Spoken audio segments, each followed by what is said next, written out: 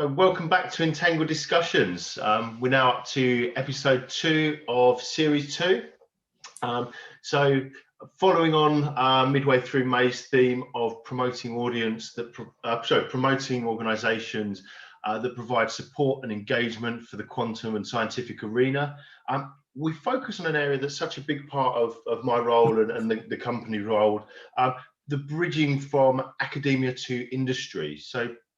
And today, here to discuss innovative ways for graduates to enter the world of industry and how both employers and employees benefit is one of the nicest people in the scientific community, Cristobel Soares of GRADNet. Welcome, Cristobel. Oh, thank you, John. Thank you for inviting me today. I'm looking forward to telling everyone what I do and how I'm involved. So shall I go for it? Please do. Okay, so as you can see from this presentation, I have 2 roles. I'm the Graduate Network Manager for SEPNet, and I'm also the Project Manager for an SME DTN Collaborative PhD Studentship. So basically, I'm dividing my time between 2 roles. So why am I here today? I used a lot of acronyms in that first slide. So it's to really inform prospective PhD students as well as companies about SEPNet. So, and also GRADNet, employer engagement, and my SME DTN collaborative PhD studentships. So I'll run through this fairly quickly.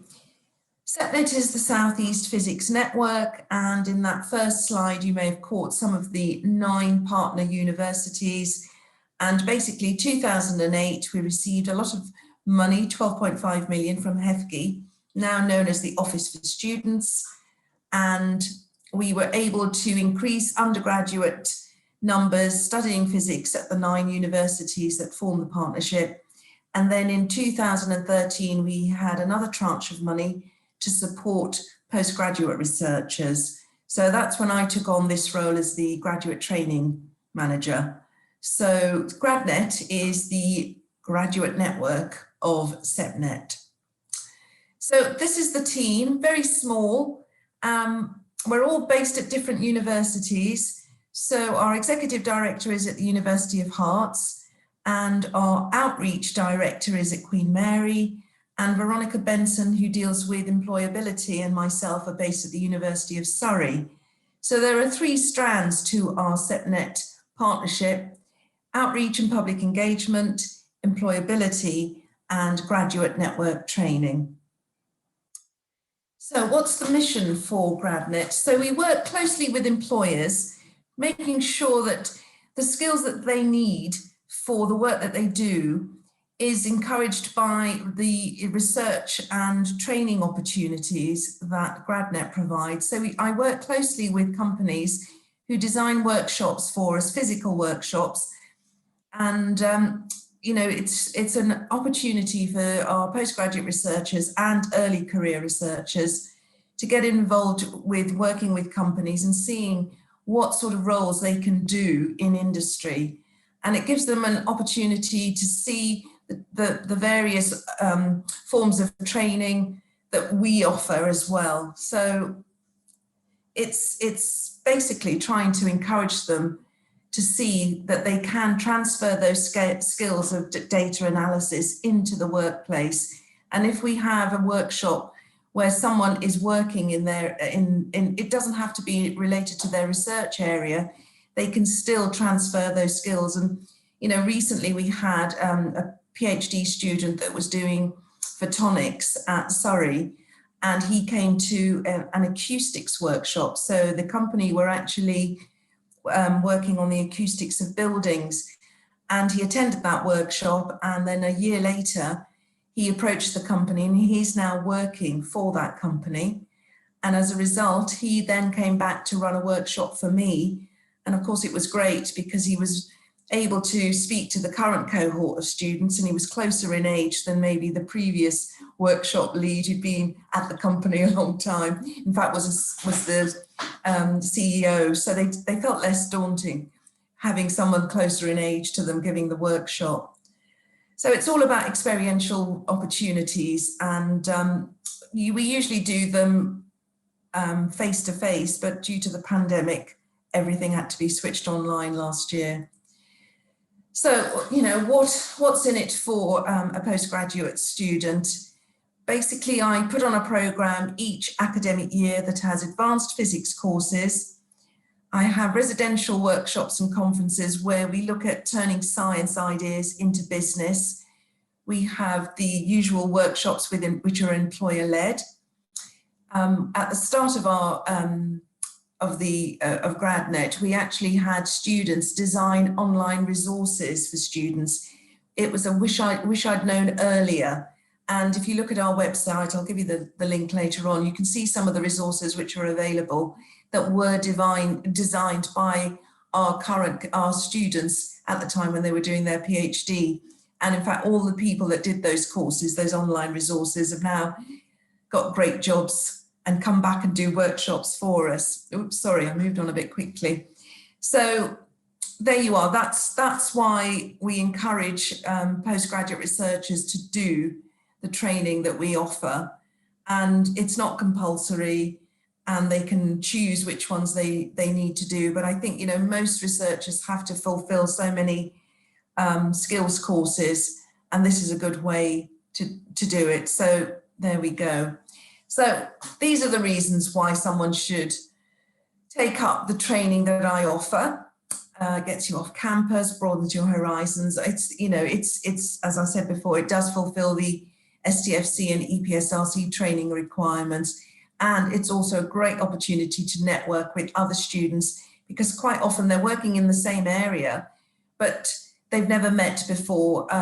So it's an opportunity for them to explore collaboration across the 9 universities.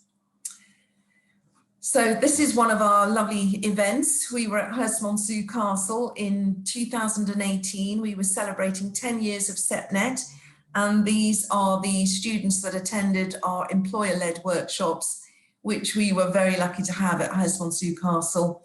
And our cohort across the 9 partners, we have probably about 500 PhD students.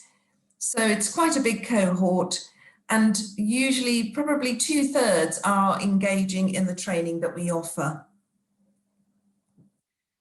So as I said, you know, it's a good opportunity. This is what we would do if we weren't in a pandemic. We would be meeting face to face, and you can see, you know, we're at the Science Observatory Centre down at Eastbourne, looking at the giant telescopes.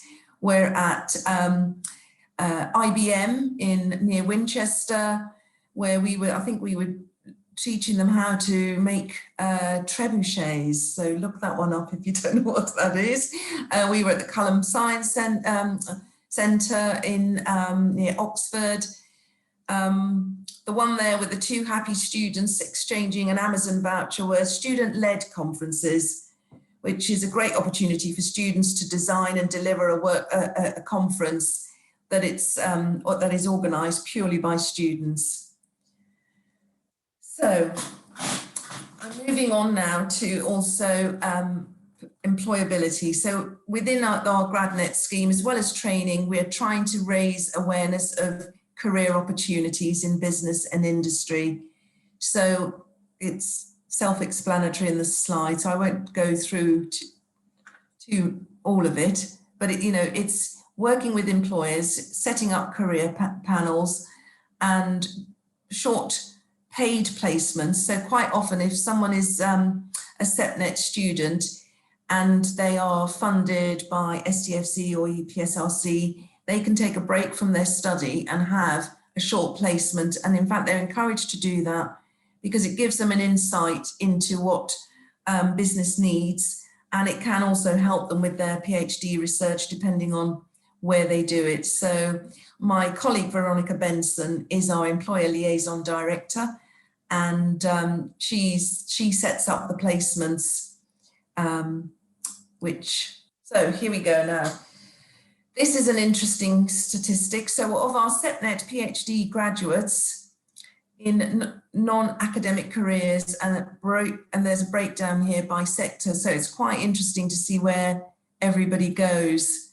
It's a snapshot at a certain time, and I think this is probably data from a year ago, because obviously, you know, it's difficult to capture ongoing, but every so often we ask all the institutions to tell us where their PhD graduates have left for that particular year, and then produce a breakdown like this. So quite often our postgraduate researchers want to go into academia, and I think there was a statistic that at least 50% would be able to get a postdoc position in their first year after their PhD, but then thereafter only 5%.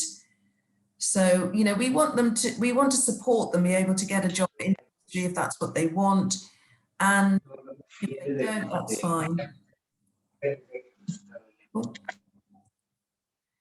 So now, Veronica, as well as providing placements for postgraduate researchers, a big part of her job is actually providing paid placements for undergraduates.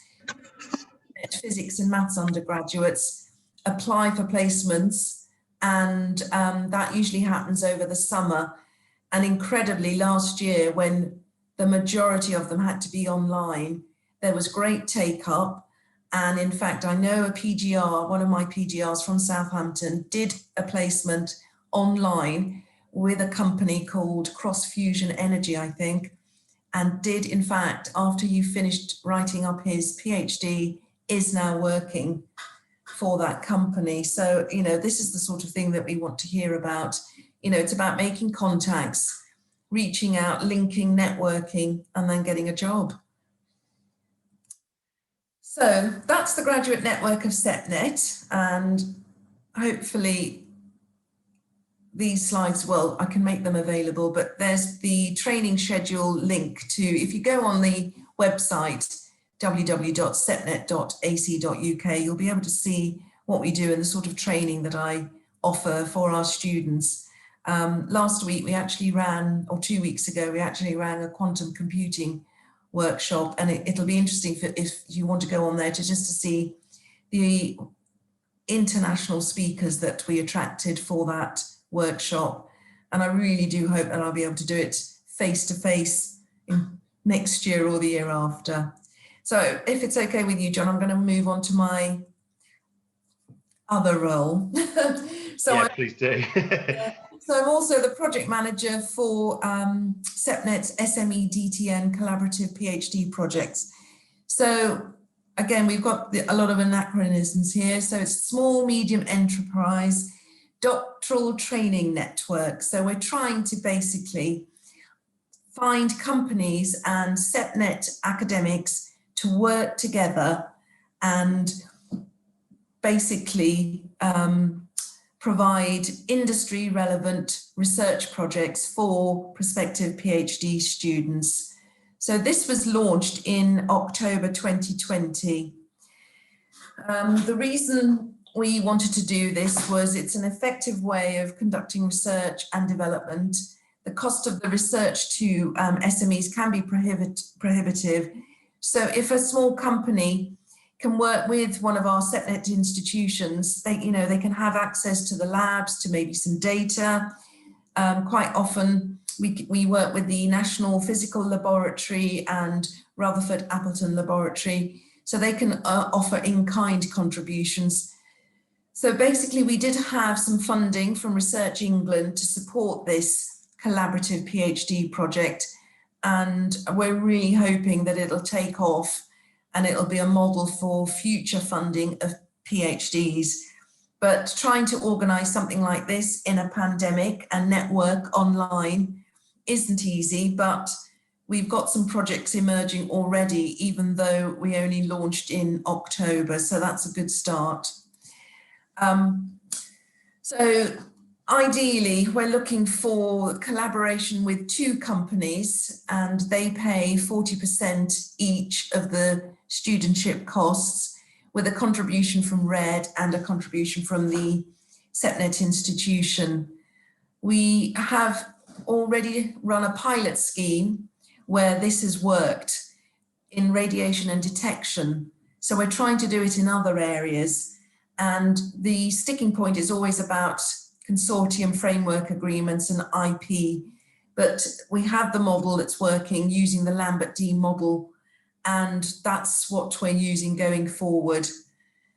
The other remit from RED is to make sure that we get applications from diverse backgrounds and non-traditional routes. So as well as undergraduates looking to doing a PhD, we really welcome the opportunity of small companies who maybe want to upskill their staff, and they may have a member of staff that wants to do a PhD, and that is possible too. So, you know, anybody that wants to find out what we can offer regarding fees and the support for anyone who's an employee, then certainly email me, and you know, we can put you in touch with academics that you could possibly work with that could help you define a project that will work for both the company and the institution. So I'm just going to say the benefits of doing a PhD like this is, you know, the academics and the companies work together to shape the projects. You have access to laboratories and equipment. There's regular contact with the academics. You know, there's all the students that are involved in the SME DTN will have access to the GRADNet training that I do. There's no bidding required. Normally, if you go on the STFC or EPSRC website, there are PhD studentships on offer, but they're open to the whole of the UK and you have to bid for them. But with the SEPNet ones, if it's a SEPNet university, it's done in-house.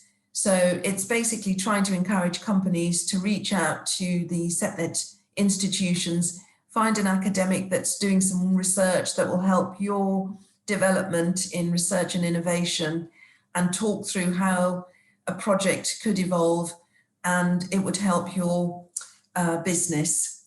It's also a great way for future recruitment as well. So this is the nitty gritty and I'm nearly there.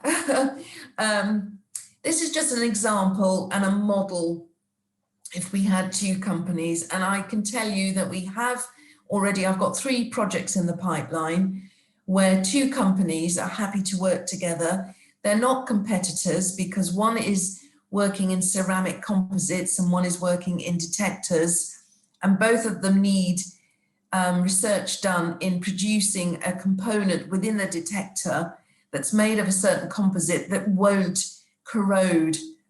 And this is an exciting project, and it's going to be great if this can start in October 2021. And then I have another one where a company is willing to go on their own and just fund the total cost of the 2 companies. So, you know, over 70,000, they're willing to do that. And this one is in machine learning in port nuclear security. And again, you know, it'll be really useful if they can develop some software with, I think it's AI, to avoid having delays at ports where they've got normal occurring radioactive source, you know, readings, because a whole ferry can be sort of delayed in moving through with their cargo if they can't detect that it's just naturally occurring radioactive sources, like, you know, bananas are radioactive, and I don't know whether when they go through it causes for the detectors to turn on, and then the whole cohort of that ferry has to be delayed while they check the vehicles. So it's exciting stuff. And then we've got another company that's into performance cycling. And the owner of the company was an actual Paralympian for cycling for GB, and they're looking at how to enhance the speed of and resistance, looking at working in cycling in wind tunnels, and also reducing drag.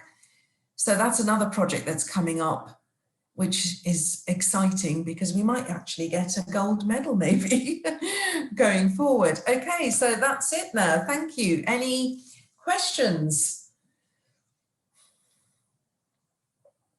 I'm just going to try and bring the screen back 1 second. Okay, I'll stop sharing. Here we go. There you are. So yeah, thanks for running through all that. And I know obviously that there's some really exciting projects, and particularly given that the sort of transition from academia to industry is something that's really important to myself and the people I work with. So I know from experience that there can be all sorts of challenges, both real and imagined, within this transition. So what do you find that the biggest challenges for you are at the moment? Do you mean sort of trying to get in the roadmap of getting with your project and how you go about implementing that? What are the biggest sort of hurdles that you have in your way at present? Well, certainly with our SME DTN, it's really tricky because normally we would have a face-to-face sandpit event.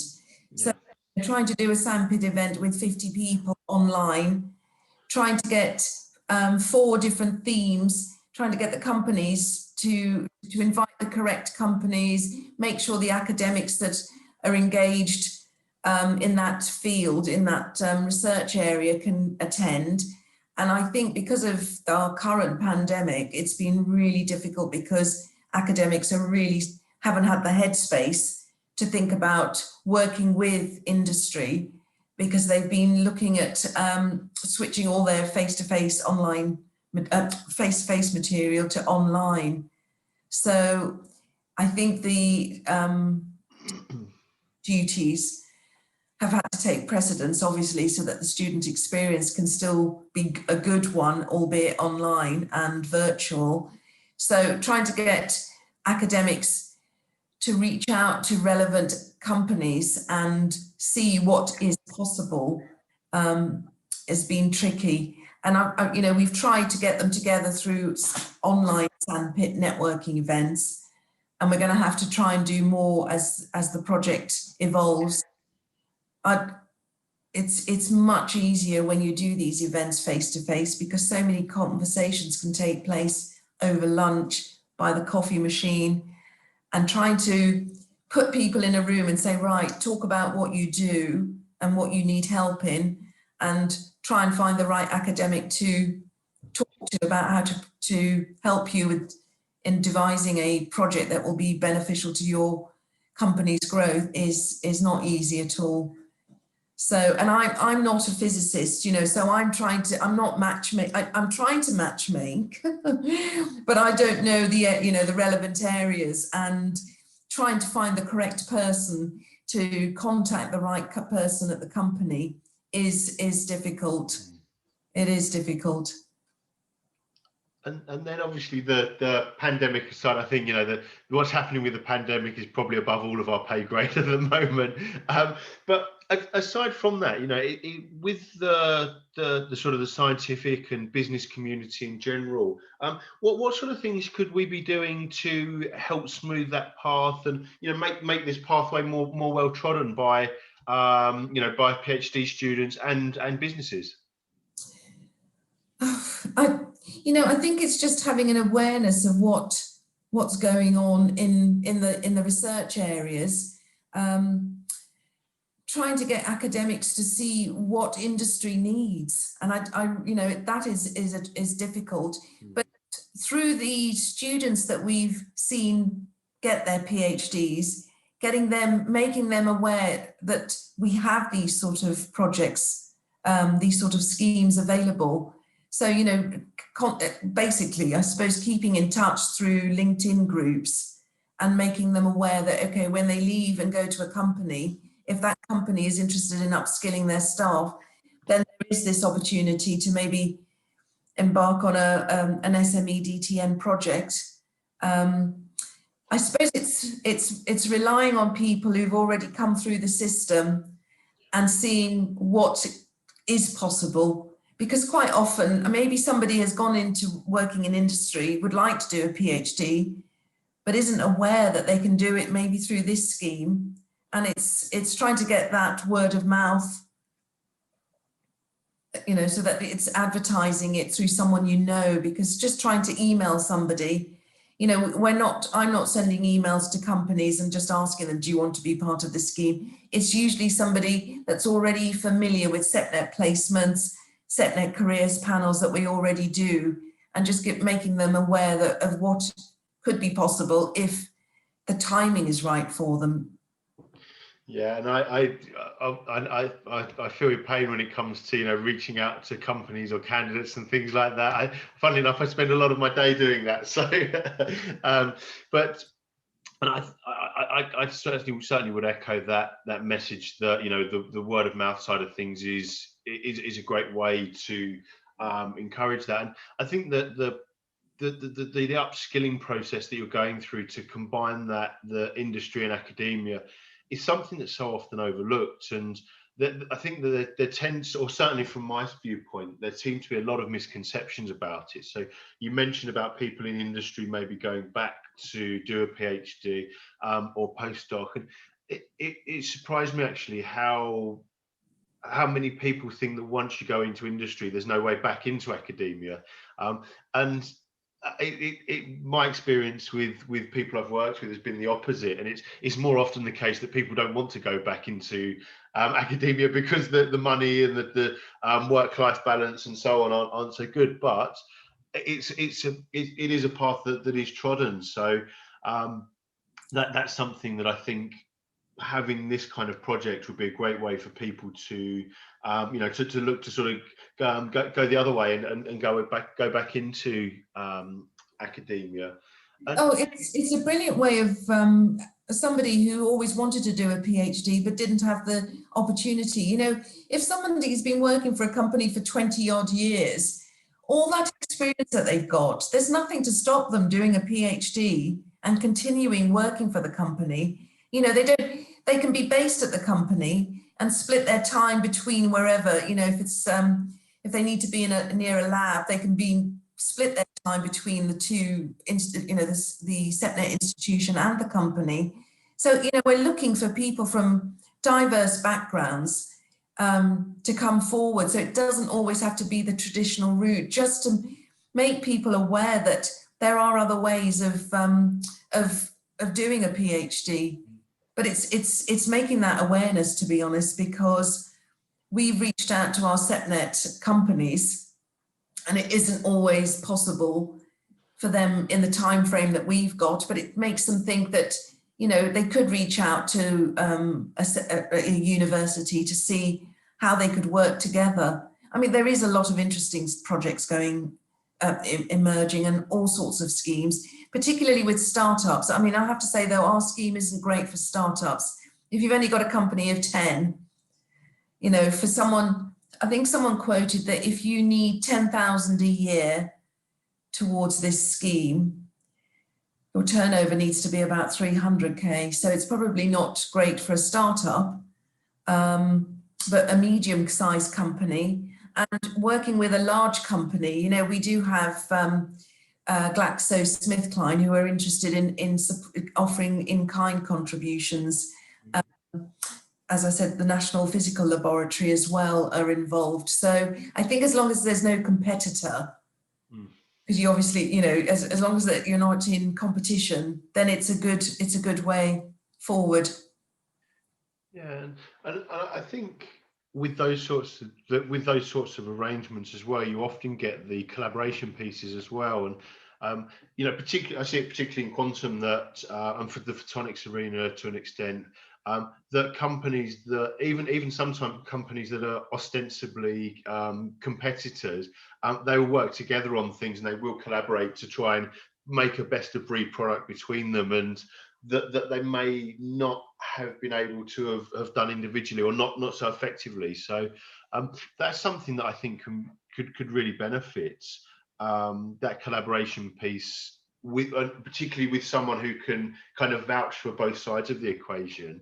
And obviously the universities are in specific locations. What locations could an organisation be, an organisation or indeed an individual? Where could they be based, and what sort of locations? Yeah. We're certainly not restricted to saying that all the companies have to be in the southeast because the universities are in the southeast. No, they can be based anywhere. And in fact, we have had people saying, look, what if it's a French company that wants to work with a SEPNet institution? It's possible for that to happen.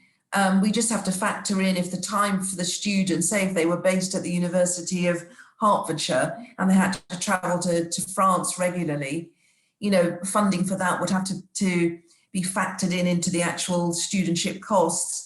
But no, we're not saying that they can't be based. I mean, Europe, UK, but I think wider than that, I think it would be tricky. Yeah. So any other continent, I think, would be difficult. Yes. And I suppose. Sorry. So please. I was just going to say, we're open to reaching out to any quantum technology companies across the UK, and if they want to be part of this scheme or look at how things could, we've put the two company model, but as I said, if there was one company or even three companies that wanted to work together, it's possible. And also, if there's an employee that would like to take up the offer of doing a PhD, then there's a different funding model for that as well. And I think with the locations, being in the southeast, being an Essex boy myself, it's you realise that actually places like France and Holland are probably closer than some places within the UK. So that it's good that the restriction on location is purely practical, if it's even a restriction at all. So absolutely, and if one thing that COVID is sort of highlighted, that you can do this sort of thing via Zoom and Microsoft Teams. So if it's lab-based work, then obviously, and if they need to be based at the company to physically look at a piece of equipment, then obviously yes, it's not going to be possible. But certainly meetings, regular catch-ups with their supervisors, and that can be done like this. So and with the so a physics background is quite a broad thing. Are there any areas that so obviously you sort of work across the arena, but are there any areas that you particularly have success with or focus on, or is it open, just open to what matches you can make? Or it's really open to anything. I mean, I think the buzzwords at the moment are quantum computing, machine learning, AI. And although it's the Southeast Physics Network, we are looking across at all physical sciences. So it can be biomedical sciences or quantum biology or even chemistry based, as long as it's relevant to the company and relevant to the SEPNet institution. We're trying to actually go across many disciplines, including engineering and computer science. So, if there's a company an engineering company that wants to work with a particular academic, they can be part of this scheme. It's not just restricted to physics, and the usual routes of physics. Yes, ideally, it would be great if we could do cross-disciplinary projects, but it just takes a little bit more discussion and time in trying to define a project that will be relevant to the company as well as the institution and beneficial to everybody. And I think if you take quantum computing as just one example, as quantum computing matures, it touches onto more areas. So you mentioned machine learning, that's becoming more of a focal point, or quantum biology, things like that, quantum chemistry. These things are becoming more realistic within a feasible timescale. So that's also something that we see more PhDs have these multidisciplinary skills, because as the technology evolves, it can be applied in different areas. So that's potentially something that may become more and more relevant within quantum. And I think it's good that for all of us that the ecosystem is healthy. And I think traditionally you probably wouldn't have had many recruiters promoting something that whereby other people would be placing people into businesses they may be working with. But realistically, the health of the ecosystem is more important than any one of us. So it's really good to have these sort of initiatives available, and to help both the workforce and the companies grow, because if we get these things right, it snowballs and it develops for all of us. So it's really promising to see all of these things. I'm conscious that, like normal, I get so involved in the conversation and enjoy myself. I don't want to sort of cut anyone else out, and I'm conscious we have got an audience here. So I'd just like to ask, see if anyone else has any questions to ask, or would like to come and join us and take advantage of Cristobel and what she's got to discuss. Yeah. So I did actually a chemistry PhD, and I'm sort of moving into the quantum world in a non-scientific role here in the near future. But I found that it was really difficult coming from, an academic style postdoc based in fundamental research to find a way to apply myself, and my expertise. So how do you think you can recruit industry to become more interested in those fundamental researchers and pluck them out of their environment, and bring that sort of idea and those sort of mindsets into the industrial research complex, which seems to be more focused on applied research and development rather than fundamental? Yeah, no, it is tricky, and I don't know whether through the training that we provide for our graduates and ECRs, it shows them how to transfer their skills. And I do know that we've had theoretical physicists go into come to do our courses and then they've applied those skills. I think it was probably theoretical nuclear science. One of them has gone into gaming with a company called Kindred Group, and another one's gone into finance with Deloitte. But I think they basically had a few trials at different types of jobs, thought they wanted to go down one route, and then realized that actually they needed to cut from that job and move on. And they're two examples of, I usually I have had them come and do career panels with us, because I want them to tell the audience that it's okay to go from your first job. If you find within 8 to 10 months it isn't right, to move and find that right job and not just stick with it because you're fearful. And they're great examples of just sort of showing how you need to try things out. And I'm not advocating that you just stay in a job for 6 months and just keep moving, but if it's not right for you, try something else. And they found the jobs that they want to do and are really enjoying it, and now they can come and hold a workshop for me and show them how they've transferred the skills that they've learned, not only from their PhD, but from the roles that they took on before they got to their final roles. So I'm not sure I've answered the question, but I think it is hard. I don't know whether, doing online courses and things, if you're out of academia, is the way to CPD courses. And certainly the Institute of Physics is there to help out our physicists. So as a chemist, I'm sure that the Institute of Chemistry and that, but it is hard. I don't know whether John has got anything that he can add, and I don't know if I answered the question properly.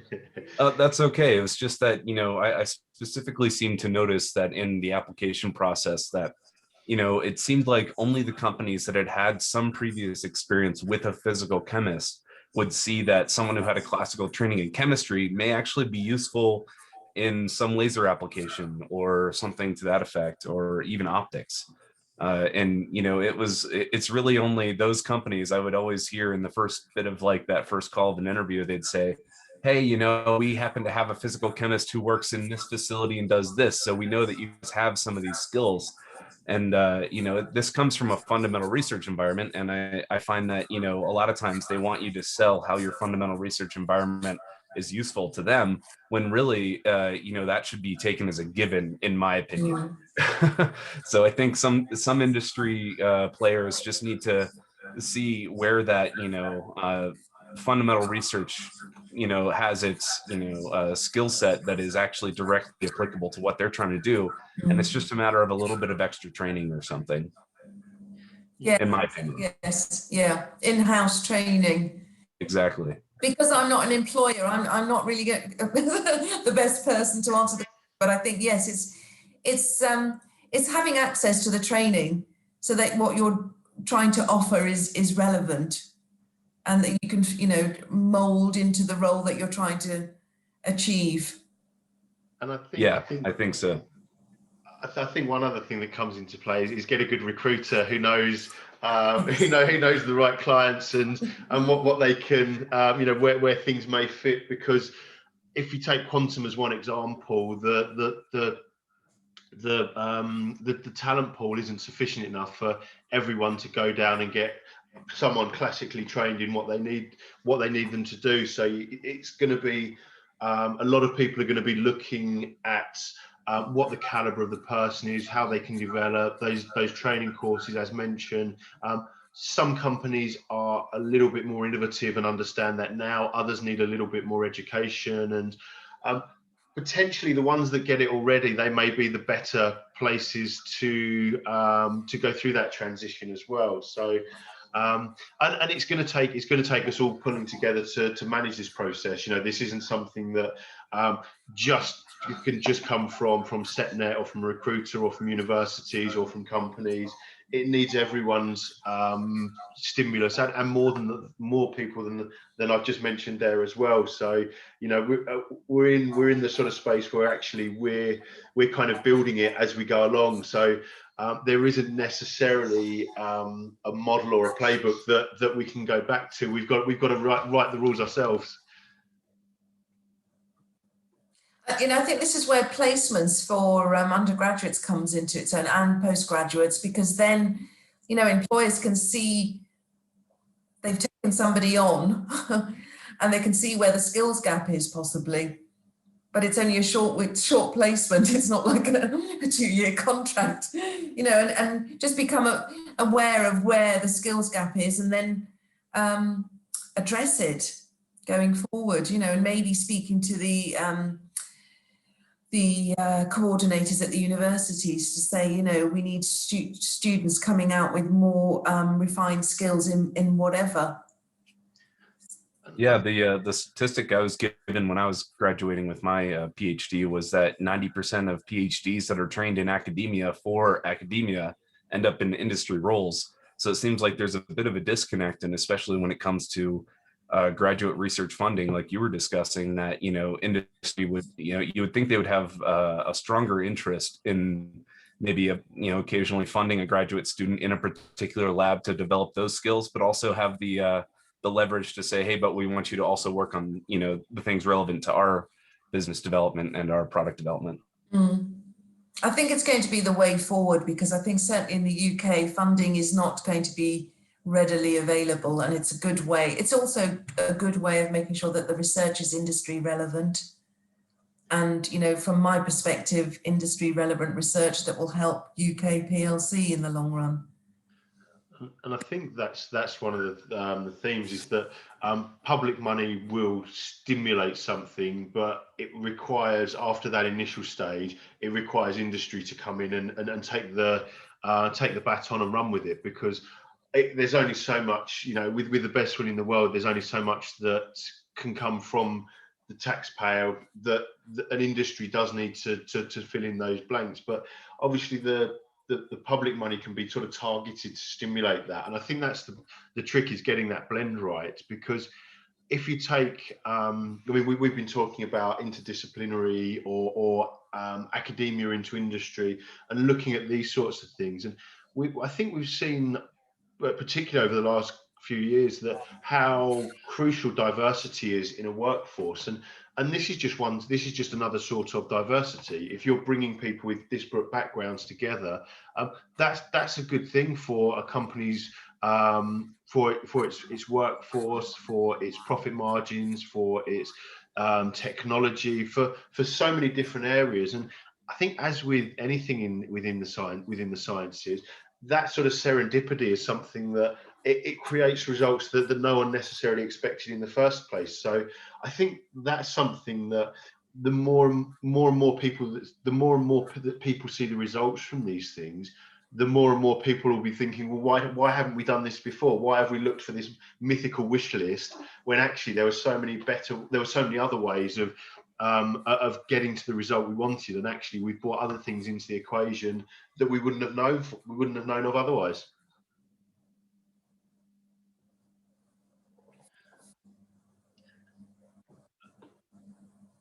So thanks, David. And is there anyone else that has any further questions?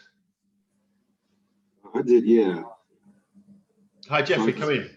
Yeah, I just got my master's in physics. And I'm in the United States, so I'm looking to go into industry, and was wondering if there's anything analogous to SEP that helps bridge graduates into industry straight out of school. Yes, so sorry, Cristobel, did you want to go, or shall I? I'm not sure I'm qualified to answer that. Yeah, so some of the themes that that often come up are developing the non-scientific skills. So things like being able to network, presentation skills, spell checking emails, active listening, all of these sort of softer skills, that they're the things that often, with that transition from academia to industry, that hiring managers aren't seeing enough of, or certainly the hiring managers I work with, they repeat this over and over again. And these aren't, the good thing with this, these aren't particularly technical things. You know, everyone's computer's got a spell check button. If you spell check that and you've got capital letters at the start of the sentence, it finishes with a full stop, you're probably doing better than a lot of other people. So those kind of skills really help. Then a little bit of research. So if you're interviewing or applying for a certain company, you know, make sure you know a little bit about what that company does, what their product range is, who their customers are likely to be, any press releases that have been there, and you know, you don't have to go into huge detail and be able to write a thesis on it, but just to be able to engage in conversation about what's happening and what they're doing. It just shows the skills that you will be required in business, and a lot of people are demonstrating. So that's probably your quickest, easiest wins. In terms of the networking side, so again, you know, I'm giving away a lot of things here that aren't in my best interest by promoting Cristobel and sort of telling you some of the things to do to be able to get a role, but also networking on LinkedIn, you know, reaching out to people who could potentially be hiring managers, or people that are maybe where you want to be in a couple of years' time, that have trodden the path you have. Don't be afraid to reach out to them and, you know, increase your profile and visibility. And these kinds of things that are really crucial, because a good hiring manager should know by the time you're in an interview, an experienced good hiring manager, he or she should be, you know, probably 90% certain you can do the job technically. What differentiates yourself at that stage is all of the other things that come into play that I've just mentioned. So the trick is with the application process as well. You know, I'm not a big fan of portals, so that direct approach, you can get accountability for it as well.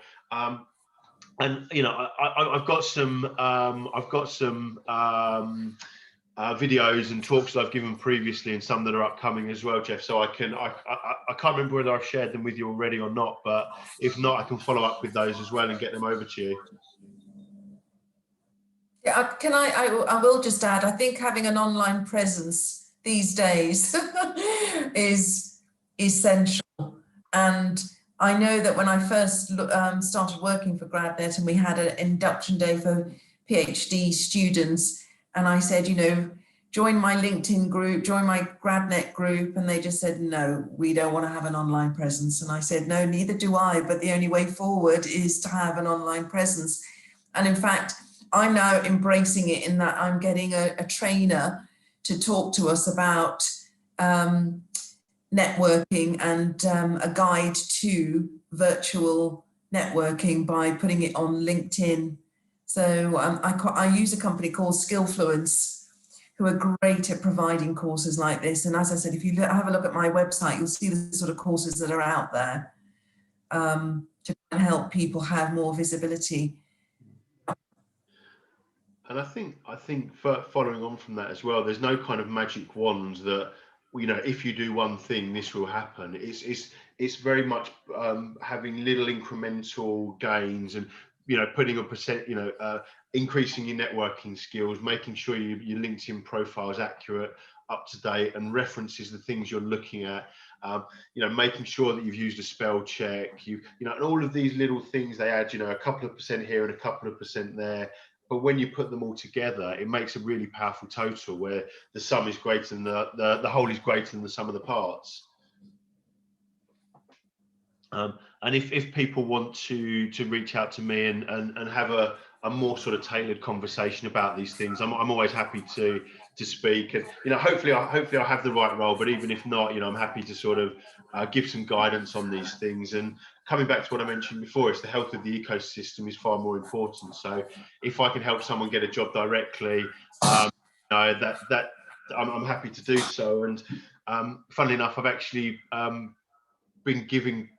coached people before who have sort of started looking themselves, and I've been able to come back with the right role during that process, and it's been win-win. So but yeah, if people want to reach out for a conversation, please do get in touch on that. And whilst we've got Cristobel, is that we've got coming towards the end of the hour, but if anyone does have another question, I'm sure we can squeeze it in.